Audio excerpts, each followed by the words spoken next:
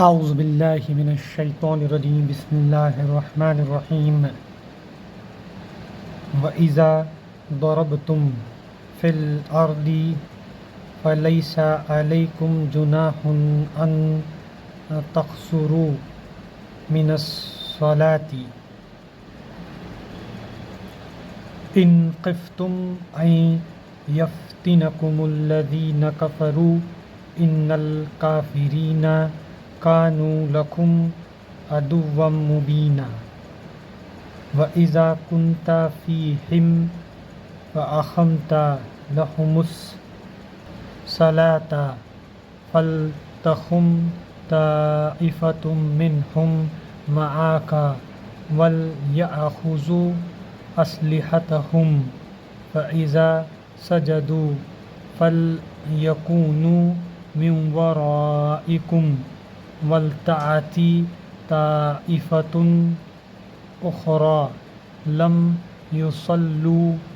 فَلْيُصَلُّوا مَعَكَ وَلْيَأْخُذُوا حِذْرَهُمْ وَأَسْلِحَتَهُمْ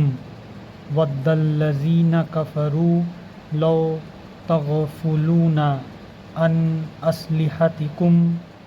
وَأَمْتِعَتِكُمْ فَيَمِيلُونَ عَلَيْكُمْ مَيْلَةً وَاحِدَةً وَلَا جُنَاحَ عَلَيْكُمْ إِنْ كَانَ بِكُمْ أَذًى مِّن مَطَرٍ أَوْ كُنْتُمْ مَرْضَىٰ أَن تَضَعُوا أَسْلِحَتَكُمْ وَخُذُوا حِذْرَكُمْ إِنَّ اللَّهَ أَعَدَّ لِلْكَافِرِينَ عَذَابًا مُهِينًا فَإِذَا قَضَيْتُمُ الصَّلَاةَ فاذكروا الله قياما وقعودا وعلى جنوبكم فإذا اطمأننتم فأقيموا الصلاة إن الصلاة كانت على المؤمنين كتابا موقوتا ولا تهنوا في ابتغاء القوم إن تكونوا تعلمون فإنهم يعلمون كما تعلمون وترجون من الله ما لا يرجون وكان الله عليما حكيما إنا أنزلنا إليك الكتاب بالحق لتحكم بين الناس بما أراك الله ولا تكن للخائنين خصيما واستغفر الله إن الله كان غفورا رحيما ولا تجادل عن الذين يختانون أنفسهم إن الله لا يحب من كان خوانا أثيما يستخفون من الناس ولا يستخفون من الله وهو معهم إذ يبيتون ما لا يرضى من القول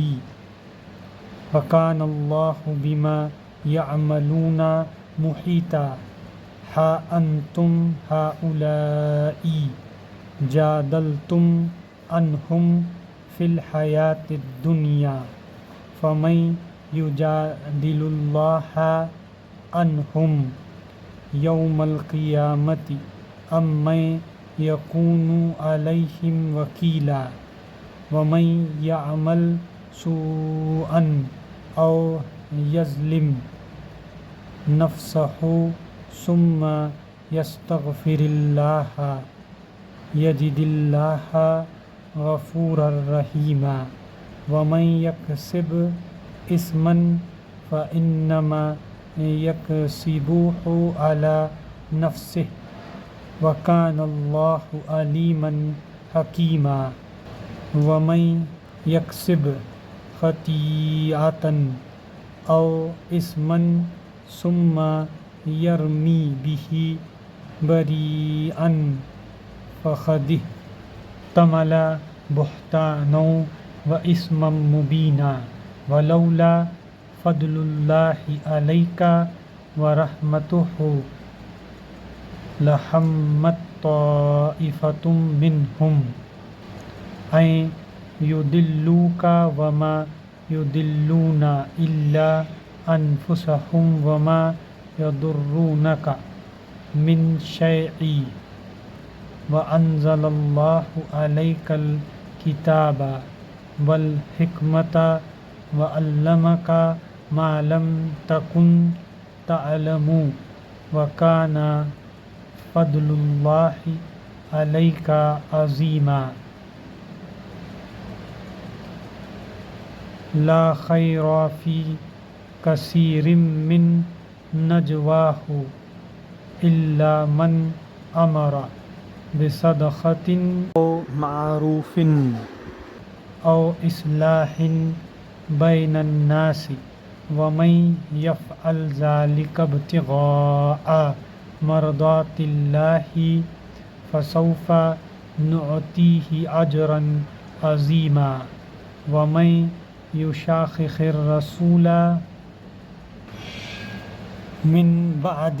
ما تبين له الهدى ويتبع غير سبيل المؤمنين نوليه ما تولى ونصلح جهنم وساءت مصيرا إن الله لا يغفر أن يشرك به ويغفر ما دون ذلك لمن يشاء ومن يشرك بالله فقد ضل ضلالا بعيدا إن يدعون من دونه إلا إناثا وإن يدعون إلا شيطانا مريدا۔ ترجمہ: اور جب تم لوگ سفر کے لیے نکلو تو کوئی مضائقہ نہیں، اگر نماز میں اختصار کر دو، خصوصاً جب کہ تمہیں اندیشہ ہو کہ کافر تمہیں ستائیں گے، کیونکہ وہ کھلم کھلا تمہاری دشمنی پر مبتلا ہوئے ہیں۔ اور اے نبی، جب تم مسلمانوں کے درمیان ہو اور حالات جنگ میں انہیں نماز پڑھانے کھڑے ہو تو چاہیے کہ ان میں سے ایک گروہ تمہارے ساتھ کھڑا ہو اور اسلحہ لیے رہے، پھر جب وہ سجدہ کر لیں تو پیچھے چلا جائے، اور دوسرا گروہ جس نے ابھی نماز نہیں پڑھی ہے آ کر تمہارے ساتھ پڑھے، اور وہ بھی چوکنا رہے اور اپنے اسلحہ لیے رہے، کیونکہ کفار ایسے طاق میں ہیں کہ تم اپنے ہتھیاروں اور اپنے سامان کی طرف سے ذرا غافل ہو تو وہ تم پر یکبارگی ٹوٹ پڑے۔ البتہ اگر تم بارش کی وجہ سے تکلیف محسوس کرو یا بیمار رہو تو اسلحہ رکھ دینے میں مضائقہ نہیں، مگر پھر بھی چوکنا رہو، یقین رکھو کہ اللہ نے کافروں کے لیے رسوا کن عذاب مہیا کر رکھا ہے۔ پھر جب نماز سے فارغ ہو جاؤ تو کھڑے اور بیٹھے اور لیٹے ہر حال میں اللہ کو یاد کرتے رہو، اور جب اطمینان نصیب ہو جائے تو پوری نماز پڑھو۔ نماز در حقیقت ایسا فرض ہے جو پابندی وقت کے ساتھ اہل ایمان پر لازم کیا گیا ہے۔ اس گروہ کے تعاقب میں کمزوری نہ دکھاؤ۔ اگر تم تکلیف اٹھا رہے ہو تو تمہاری طرح وہ بھی تکلیف اٹھا رہے ہیں، اور تم اللہ سے اس چیز کے امیدوار ہو جس کے وہ امیدوار نہیں ہیں۔ اللہ سب کچھ جانتا ہے اور وہ حکیم و دانا ہے۔ اے نبی صلی اللہ علیہ وسلم، ہم نے یہ کتاب حق کے ساتھ تمہاری طرف نازل کی ہے تاکہ جو راہ راست اللہ نے تمہیں دکھائی ہے اس کے مطابق لوگوں کے درمیان فیصلہ کرو۔ تم بددیانت لوگوں کی طرف سے جھگڑنے والے نہ بنو، اور اللہ سے درگزر کی درخواست کرو، وہ بڑا درگزر فرمانے والا اور رحیم ہے۔ جو لوگ اپنے نفس سے خیانت کرتے ہیں تم ان کی حمایت نہ کرو۔ اللہ کو ایسا شخص پسند نہیں ہے جو خیانت کار اور معصیت پیش ہو۔ یہ لوگ انسانوں سے اپنی حرکات چھپا سکتے ہیں مگر خدا سے نہیں چھپا سکتے۔ وہ تو اس وقت بھی ان کے ساتھ ہوتا ہے جب یہ راتوں کو چھپ کر اس کی مرضی کے خلاف مشورے کرتے ہیں۔ ان کے سارے اعمال پر اللہ محیط ہے۔ ہاں، تم لوگوں نے ان مجرموں کی طرف سے دنیا کی زندگی میں تو جھگڑا کر لیا، مگر قیامت کے روز ان کی طرف سے کون جھگڑا کرے گا؟ آخر وہاں کون ان کا وکیل ہوگا؟ اگر کوئی شخص برا فعل کر گزرے یا اپنے نفس پر ظلم کر جائے اور اس کے بعد اللہ سے درگزر کی درخواست کرے تو اللہ کو درگزر کرنے والا اور رحیم پائے گا۔ مگر جو برائی کما لے تو اس کی یہ کمائی اسی کے لیے وبال ہوگی۔ اللہ کو سب باتوں کی خبر ہے اور وہ حکیم و دانا ہے۔ پھر جس نے کوئی خطا یا گناہ کر کے اس کا الزام کسی بے گناہ پر تھوپ دیا، اس نے تو بڑے بہتان اور صریح گناہ کا بار سمیٹ لیا۔ اے نبی صلی اللہ علیہ وسلم، اگر اللہ کا فضل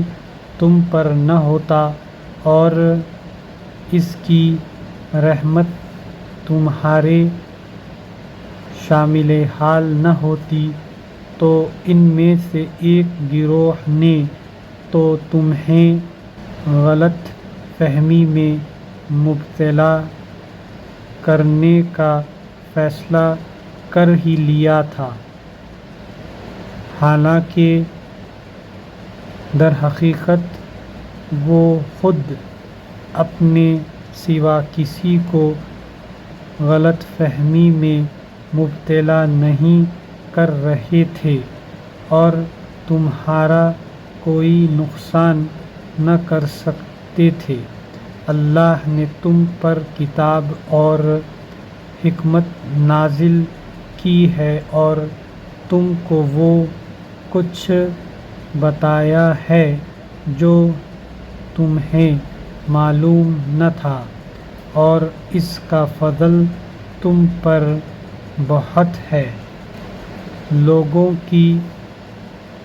خفی سرگوشیوں میں اکثر و بیشتر کوئی بھلائی نہیں ہوتی۔ ہاں، اگر کوئی پوشیدہ طور پر صدقہ و خیرات کی تلقین کرے یا کسی نیک کام کے لیے یا لوگوں کے معاملات میں اصلاح کرنے کے لیے کسی سے کچھ کہے تو یہ البتہ بھلی بات ہے، اور جو کوئی اللہ کی رضا جوئی کے لیے ایسا کرے گا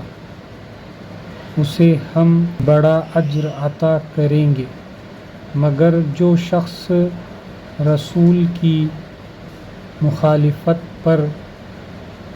کمر بستہ ہو اور اہل ایمان کی روش کے سوا کسی اور روش پر چلے، درأں حالانکہ اس پر راہ راست واضح ہو چکی ہو، تو اس کو ہم اسی طرف چلائیں گے جدھر وہ خود پھر گیا، اور اسے جہنم میں جھونکیں گے جو بدترین جائے قرار ہے۔ اللہ کے ہاں بس شرک ہی کی بخشش نہیں ہے، اس کے سوا اور سب کچھ معاف ہو سکتا ہے جسے وہ معاف کرنا چاہے۔ جس نے اللہ کے ساتھ کسی کو شریک ٹھہرایا وہ تو گمراہی میں بہت دور نکل گیا۔ وہ اللہ کو